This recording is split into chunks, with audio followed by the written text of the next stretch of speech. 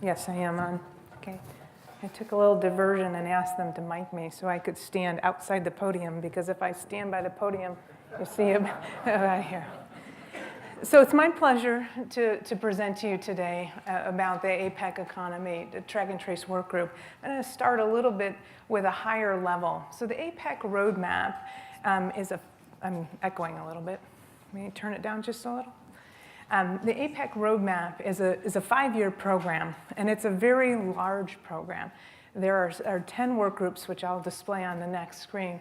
And there's some governance around it with the Life Sciences Innovation Forum and regulatory harmonization. This is one of the keys, trying to look in the Asia-Pac region and harmonize across all of the different locations with 3 key objectives. The first one is to look at the current practices that are being rolled out and even discussed in many areas to have some lessons learned on some of the current implementations, and especially regulatory requirements. There's many regulatory requirements in many different areas, trying to harmonize those.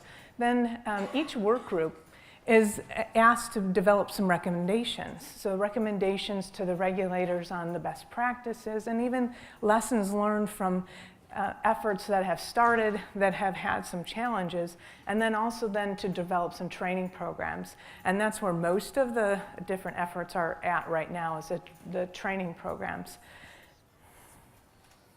Ooh.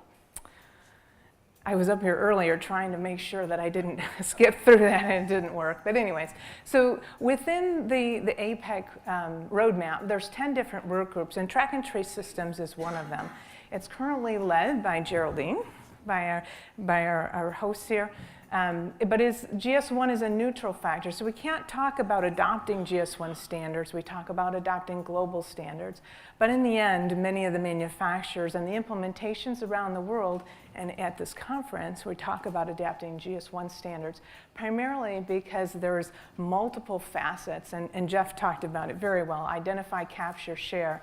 Many of the standards that are global identify one of those pieces, so they may address the product identification, even maybe location identification, but they don't address maybe the capture part and share. And share is one of the big pieces that currently today is disparate. So the scope of our work group right now is pharmaceuticals. That's where most of the activity is occurring. But it can be expanded. So one of the thoughts we had was then expanding to medical devices as appropriate. So the medical devices don't necessarily need full track and trace the way pharmaceuticals do, but we wanted to make sure we didn't exclude that topic. There's many members of our track and trace work group, many manufacturers, distributors, and one of the key members in this are regulatory. So we had US FDA, we've had the Taiwan FDA, the FDA from Mexico, or the regulatory authority, as well as Argentina. And it shows that from very large to very small countries all have an interest in the track and trace. Oop, I skipped again. All right, so the track and trace program or training was held over 2 days. So I'm going to give you a glimpse in 20 minutes or less of the 2-day experience that we had. It was in Cebu, the Philippines. Very lovely place, and the people were very gracious there. We had many speakers from the health authorities from Korea, from the US FDA, and then many manufacturers shared their learnings and their experience, their positive, negative, and I should say lessons learned, hard knocks. We also shared some quantitative figures, because they were looking for how much does this really cost. And I think I heard a cost by manufacturing line of 350,000 euros. That depends on the integration, but if you actually change, let's say I have a new implementation, I now need to add on to that if it's slightly different, and that's what we're seeing in some of the countries. So this effort was really to try and address with the regulators that any just slight variation from existing will impact the cost negatively. And then we had several regulatory bodies that participated, again, from large to small, and you see them listed here. This is a picture of our work group, and we had an opportunity to take a picture together. It's a fabulous time. So I want to cover some of the recommendations that we made to the regulatory authorities, and they come in a few parts, but there's 6 overall recommendations, 3 overarching recommendations. And the first one is really define a clear objective. Why do you want track and trace? And I'll go into that in a bit. Then the second one is to collaborate with stakeholders. Now we've seen in the US and the EU, there's a lot of collaboration. And with all the different stakeholders, that's very important, because if you create a system in a vacuum, the stakeholders aren't on board, they're not engaged, and it will be difficult to understand what are you trying to achieve, and whether or not if it's practical solutions. So we've seen some initiatives that have been rolled out that aren't practical in the time frame, and then we end up, as Peggy said, cobbling something together because the time frame is too short. And then that's not sustainable, it increases the cost, and then there's some throwaway components to that. The third recommendation was to use global data standards, and as we all know, that really helps. That's the underpinning of the track and trace solutions. Then the third piece is what Jeff just shared, identify, capture, share, and I'll talk about that in a minute. Okay, so on the first recommendation about defining clear objectives. So it's very important to understand, why do I want track and trace? We hear about patient safety, we hear about counterfeiting, but how is this going to work? When you get the data, what are you going to do with it?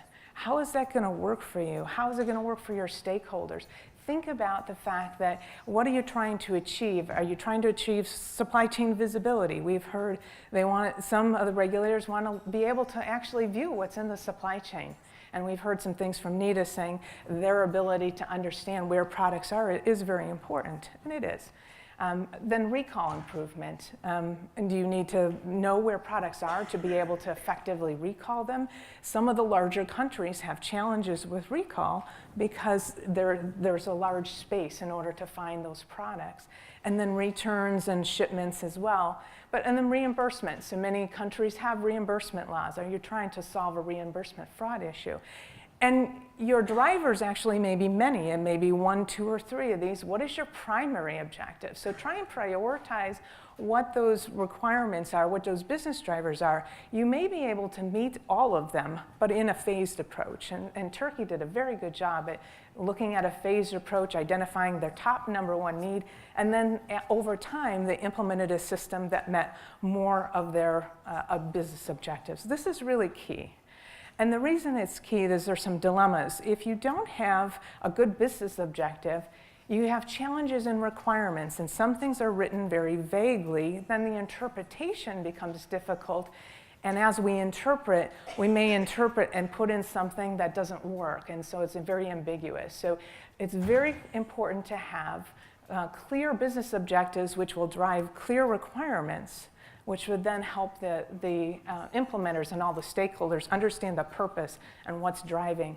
There's also some missed opportunities. If you have unclear and you're making interpretations, you have to get started, so you may miss using global learnings for that. It's unclear whether whatever you're doing will actually end up solving the business problem at hand, and there's some rework involved with that. Processes become complex because it's not concrete as to what it is you're trying to solve, and timelines and rework will end up extending, and then you end up with increased costs. So this is the #1 goal, is to make sure that there's a clear, defined objective. As you're going through those requirements, ask yourself why, like a little child, why? Make sure that what you're asking for and the data that you're collecting, every point in the supply chain, there's a business reason to collect it. Okay, so I've already touched on some of these, the support common development and then leverage. If you have clear objectives, everybody is very committed to getting it done. The second recommendation is collaborating with stakeholders.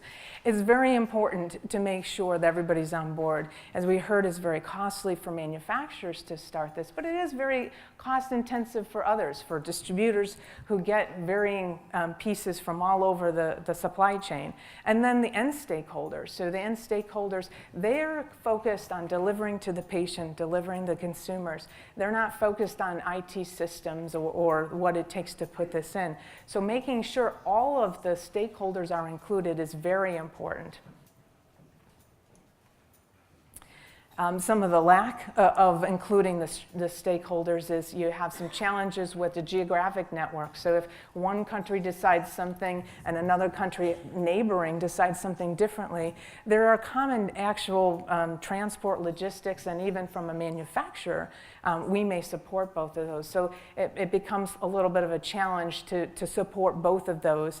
Multiple economies facing the same common challenges, they may come up with different approaches, but they're supplied by the same supply chain, and so that it pulls in some complexity. Disparate and proprietary solutions, they're implemented and then they become brittle because over time they break down, and of course then the processes, both in manufacturing and in some of the downstream, becomes very complex, and of course the cost increases.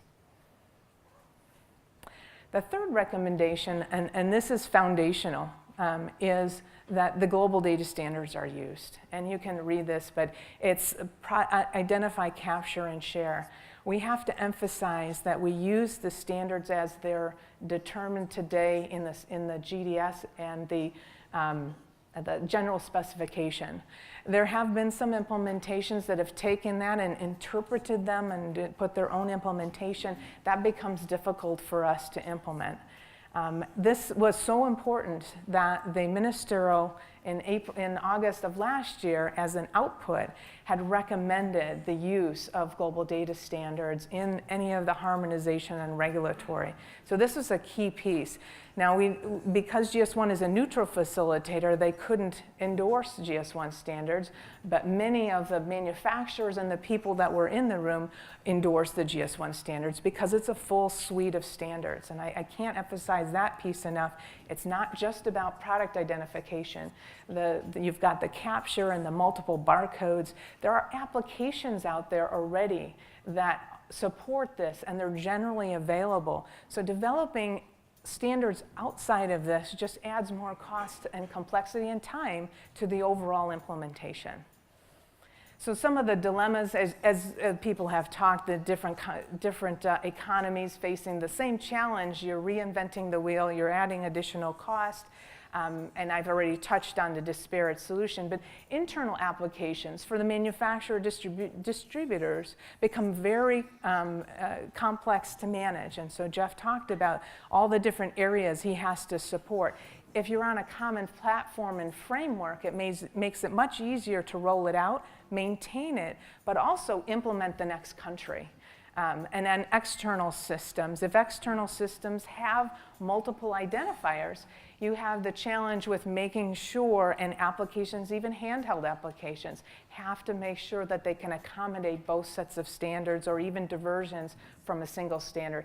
Again, it makes it complex. Think of all the cell phones that are out, and if you have just a slight variation, you have to download that application and manage it across all of those different devices. So it becomes quite a management challenge. And of course, then the cost increases. And without the global data standards, healthcare costs, we've been talking about that, and Philippe mentioned, the cost of just what the European market is going to be. Think about if you spread that across the world, that increase has got to go somewhere. And we can't be naive to understand that you can keep the prices the same and be able to do some of these complexities. What we're asking is that you harmonize and use the global data standards. The cost will be less. It's not going to be cheap, but it will be less. Okay? And then you've seen this, identify, capture, share. Jeff talked about the identifiers. I'm not going to go into detail, but again, I think it's important to understand that the GS1 has all three of these components, and the bottom one, traceability and the data sharing, I think is underrated. That having standards. In all of the implementations we've done so far, we have had individual data sharing requirements. So for every country, we have to build something different. And so within the GS1 framework, the identifiers and the capture are the underpinning to the sharing component. And I think we talked a little bit about master data, but that's one of the new emerging ones that is a challenge for us. all of these different enable the traceability and can meet those business drivers, whether it's tracking through the supply chain, tracing back through the supply chain, authentication. By using the GS1 standards or as their global data standards as a framework, all of these different business objectives can be met. So the next steps with the APEC group is the publication. So the training that we did for 2 days is currently in the process of being published to their website with all of the videos of all of the trainers as well as all the material. I've taken a snapshot. We had, I think, almost 270 pages worth of training material. So it was very intense. Then the Geraldine will be meeting with the SOM group next January to discuss what the next steps are and what's going to be included in the roadmap. And we're hoping our 3 recommendations will continue. We know that the global data standards is one of them. And then there is a pilot, and I know Senthil is around here somewhere. He can speak a little bit more to the APEC pilot. He's back in the room. So if you come to I'm going to make another plug for the traceability discussion.